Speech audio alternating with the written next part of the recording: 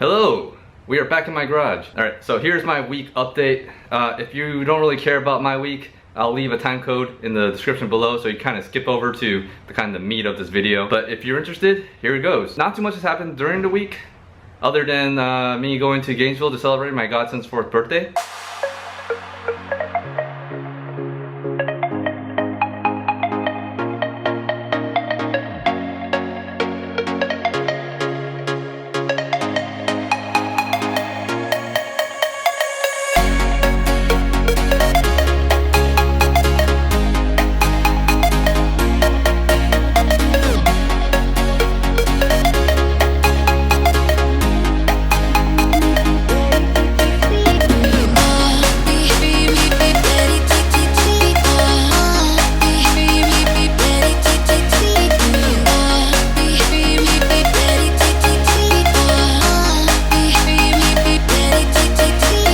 Yeah, he's like the, he's probably, I would venture to say he's like the cutest kid in the world right now. Well, at least until my kid comes. The next day after that, I went over to my friend Chez's place. You might remember Chez from some of my other videos. Look what I brought with me. Oh, I was trying to get out of the frame. By we, I mean me and my friend, Chez. Hello. He just got a new to him bike, an SV650S. He asked me to come over to help him with some of the, normal maintenance that you kind of want to do every time you, whenever you get a bike.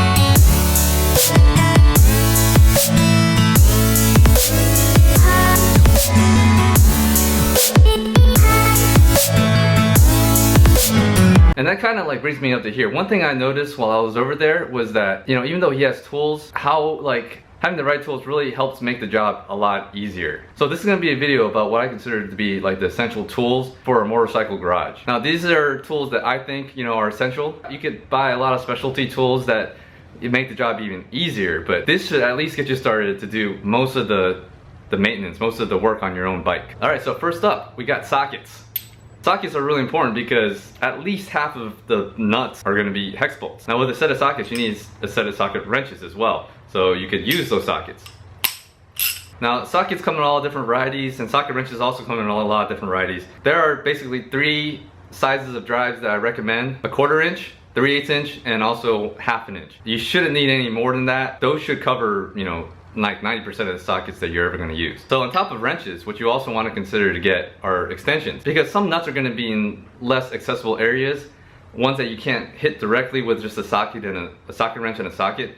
Having an extension will allow you to kind of further your reach to get those nuts and bolts that you wouldn't be able to otherwise get. If you have like socket wrenches of different drives and the sockets that go along with it, you should normally be fine, but it also helps to have adapters to go from one size drive to another. You never know, you might need something like that. Now there are going to be some like bolts or nuts that you're going to not be able to get with sockets because you can't put them over those nuts or bolts, mainly because maybe they're on a cable or something like that. In that case, you're going to need wrenches, open-ended wrenches. These wrenches, combination wrenches, are great because you kind of have the best of both worlds. You have your open end to hit those that you can't otherwise get with a close end. And then you have the close end to kind of give you a better grip, I think, of some of the sockets, or some of those bolts. Next up, we have Allen keys. Allen keys are pretty important too because the other half of the bolts on your bike are probably going to be like Allen bolts. So these work well in a lot of cases, but sometimes you're not going to be able to get the leverage off of these. And in those cases, you could get something like this, a hex bit socket set. These hex bit sockets go on the end of wrenches, giving you a lot more leverage, and you also get that ratcheting, which is huge. What you might also want to invest in are T-handles. T-handles are normally Allens as well, and they kind of just make it easier to get at those bolts and get them out faster, just make your job a little easier. Then we got screwdrivers. Now, I think most of the time I will use the flathead, not for so much for tightening or loosening bolts or nuts or screws. It's kind of more for, like hitting things, tamping certain nuts that have those kind of collars on them. Having a Phillips head will become useful because I think there are a couple of screws on there that use a Phillips head, but not many. Then we have pliers. Needle nose pliers I use more often to grab onto things in tight spaces. They come real handy, so having a good one, a good sturdy one really helps. And then you have like ones that are just general use pliers, just to grab on anything else. What would a garage be without a hammer? When something's non-compliant, you could always beat it into submission. I'm just kidding. There's some things you can't beat into submission. But hammer is definitely one of those tools I think is very essential in any garage, in any toolkit. You gotta bang on something every once in a while. Now, I recommend that you get hammers that have a soft head on them. Something like a mallet or this dead blow will do great because you don't want to damage any hard parts. Now I prefer a dead blow, I think this is called dead blow, a dead blow hammer, because it has the extra little bit to it. You know, you hear that?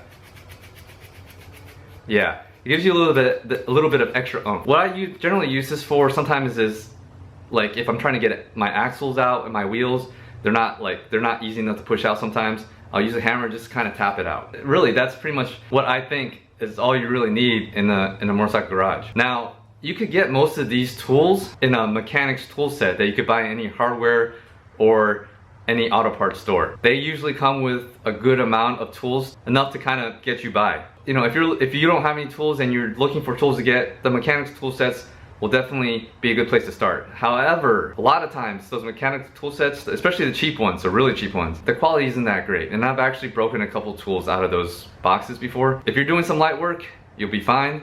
If you're gonna do a lot more work, you know, it's best to kind of go and get more quality equipment. I guess I could leave the video here, but you know, I'm gonna add a little bonus for you here. Here are some of the recommended basic tools that could really help make the job easier. I mean, we got a drill. Drills are, you know, pretty self-explanatory. Sometimes you gotta put a hole in something. This will do the job. I like electric for the portability, and in this case, this is a variable drill, meaning that I could kind of go slow or fast.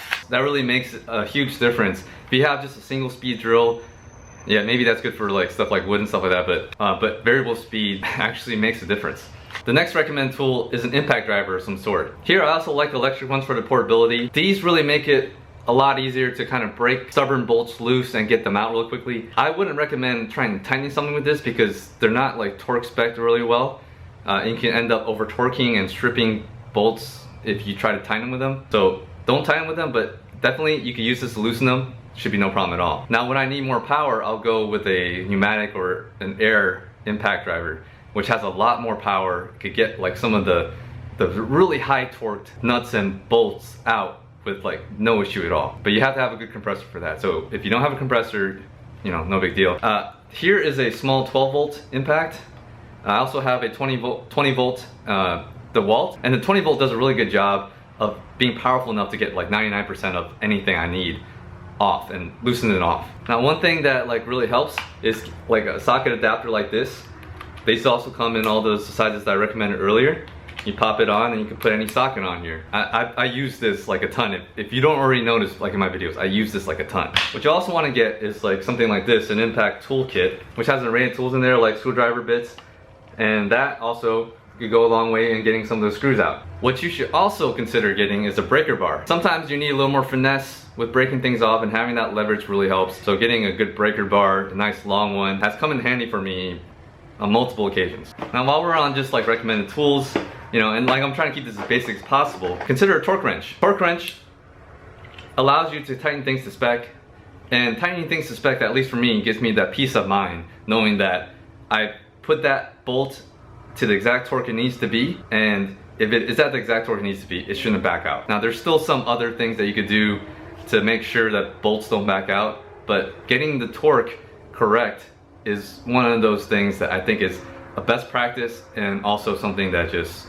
makes me feel better helps me sleep better at night. Now this is something that's nice and cheap that you can consider, and that's a magnetic tool catcher. Magnetic tool catchers are great because if you happen to drop like a small nut, bolt, screw somewhere where you can't get your hand in there, or you can't get a set of pliers in there to grab it. Yeah. And if you saw my last video, which I'll link right here, this made the job of getting that cover, the clutch cover back on, so much easier. So much easier. And I think that's gonna pretty much do it for all the tool talk for this video. I got a couple of small things left to do on the bike, like cleaning this whole area. It's got some oil on it right now from when I changed the clutch. I also have my front windscreen number plate that I'm gonna change out from the one I already have, because that's not the one I wanted originally. You know, I got the right one and I'm gonna be putting that on too. This coming weekend, which you will actually see the video of that weekend next week, we're going to Jennings GP with Southern Track Days. It's always a great time with great people. It's one of those track day organizations that I think is one of the better ones, but be on the lookout next week for that video. All right, I think that's gonna be all for this video. Leave me a thumbs up if you found this useful or if you enjoyed it. Subscribe if you haven't. In the comment section, let me know if there's anything that I missed as far as essential tools for the garage, or what you think is essential. I'd like to know, maybe someone else could benefit from that. Now with that said, I'll see you in the next one.